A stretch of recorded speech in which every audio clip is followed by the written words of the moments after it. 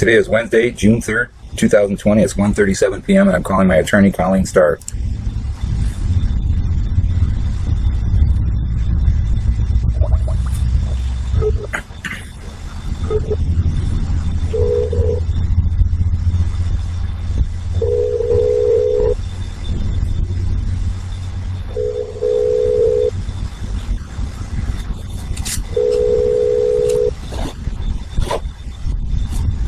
Thank you for calling Starr Second. We are currently assisting another client.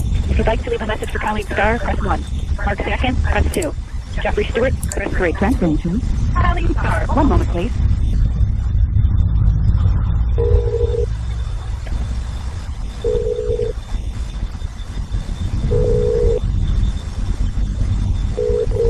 You've reached Colleen Starr and I am currently unavailable. Please leave a message with the date and time of call, and I will return your call as soon as I am able. Recording.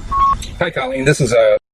Today is Wednesday, June 3rd, 2020. It's 1:38. You called me at 1:30. I'm sorry. I have Skype, and Skype doesn't ring well on my computer. I told Emily to ask you to just leave a message if I didn't pick up. So please call me back, 810-8. And I'll be sitting here watching the phone. Thanks, Colleen. Bye now. Today is Wednesday, June 3rd, 2020. It's 1:44 p.m. and I'm calling my attorney, Colleen Starr. We're playing telephone tag.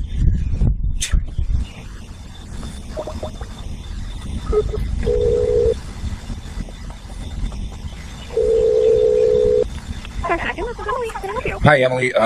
This is I'm sitting here waiting for Colleen, and she called me, and remember I told you that I'm having problems with Skype, that I said that the phone doesn't ring, and I didn't get the call. I called her right back. I called this number, I left a message, and then she called me right back while I was calling your number, and she said to call to reschedule. I can't put up with this. I can't deal with this. I'm having problems with this phone. I told you about that, and now she's blowing me off again. He's telling me to call it. Hold on. I can send her a text message, and I can see if she'll call you right back.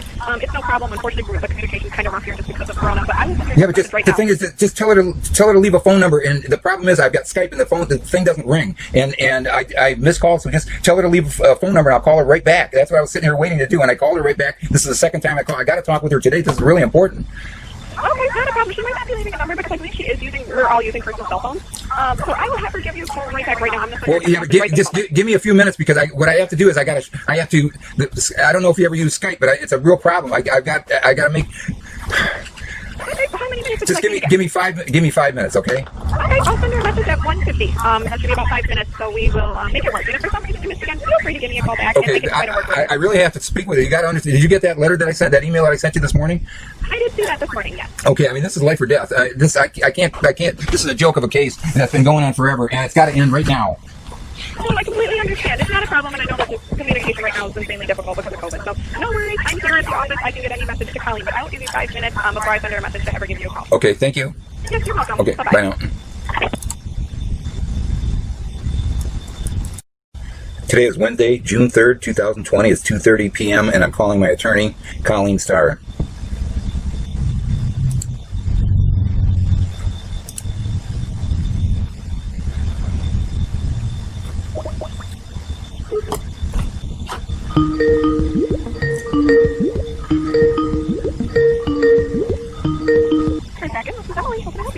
Oh, hi, Emily. I've been sitting here for an hour waiting for Colleen to call back. Oh, she still hasn't given you a call? No. Okay. Well, let me see if I can get her on the phone, because I just sent her a message at 1:47 that said give you 5 minutes. Yeah. I'm going to try to call her. I'm so sorry. That's okay. What should I do?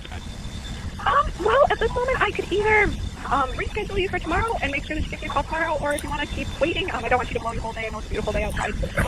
Would you you want me to? The problem is she doesn't understand. It's like she doesn't care. I'm in a situation of life or death. I've got electrical problems in my home. The home is dangerous. I can't live in this house. I sent her an email a month and a half ago on 4/27 telling her that, and she just ignored it. I mean, this is a matter of life or death, and she's ignoring everything. I sent her 117 pages of legal precedent. She doesn't even read it, and she's doing nothing on this case. It's going nowhere. It's not even a case, and she doesn't respond to me. And then when I sitting here stressed to the max, and trying to get this call, and we're back and forth, and something's got to change. I can't. I'm in a life or death situation. She can't ignore me. I know, and I'm so sorry that there's not more that I can do. I really wish there was. No, it's not you. It's not you, Emily. It's her.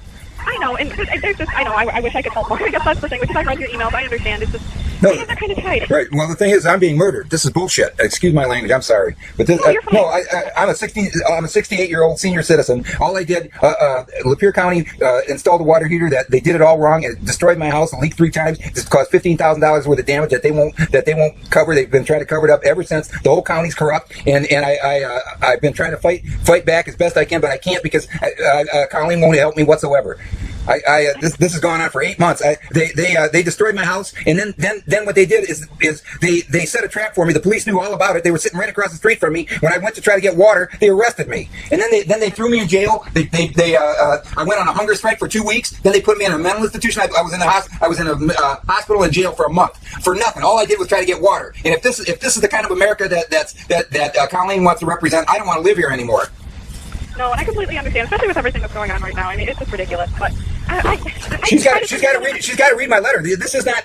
I don't know what kind of lawyer she is, but some lawyers, and I understand the court system, and I understand a court-appointed attorney. Some court-appointed attorneys, they take their responsibility seriously. Some court-appointed attorneys, what they do is they look at the case, they look at it, they talk to you for 5 minutes, and they say, okay, the judge wants to give you 10 years for jaywalking. I cut it down to 3. Take it. It's a good deal.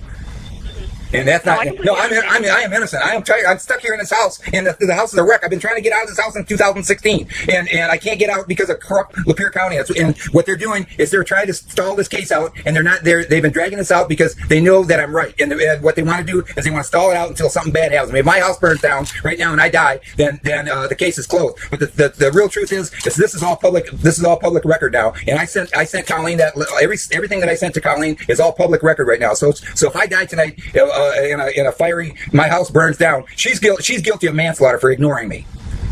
Yeah, and I've seen everything that you've sent so far too, so we definitely know about it. I could try to contact her again if you're still going to be available for a little while. If not, if you do want to reschedule, I totally. But the thing is, I can't go through this. I mean, it's like she's like I feel like I'm a seal being thrown a fish or something. I'm sitting here at 1:30. I'm waiting for her, and then I look at the call. 2 minutes later, I realized that she called. I didn't even know about it. I called her office, and while I'm calling her, she called me back and said, "I'll call you back in 5 minutes." Or she says, "I'm calling you back." I don't have time to. I didn't have time to respond. Then I call you back. She's supposed to call me back in 5 minutes, and I'm sitting here. It's like a joke. Yeah. I mean, I wish that I had a better way to contact her, but unfortunately, the only thing I have to contact her is her cell phone. So I can't reach her on there. Unfortunately, I can only come up with communication. What time do you have tomorrow? Let me see here. I could do a 12 o'clock. I have a 12:30, or if you're looking, I believe that's all I have for tomorrow. I do have way more openings on Friday. No, I got to get this done as soon as possible. If she can't call me back today, then I got to do it as soon as possible tomorrow. Okay, would you like to do our 12 o'clock tomorrow? Yeah, noon, okay. And that's Thursday. Over here. What I'm going to do for you, I have put you on for 12 o'clock tomorrow. I can send her another text message right now. Try to get a hold of her. I'll give her a call too. Hopefully she answers me.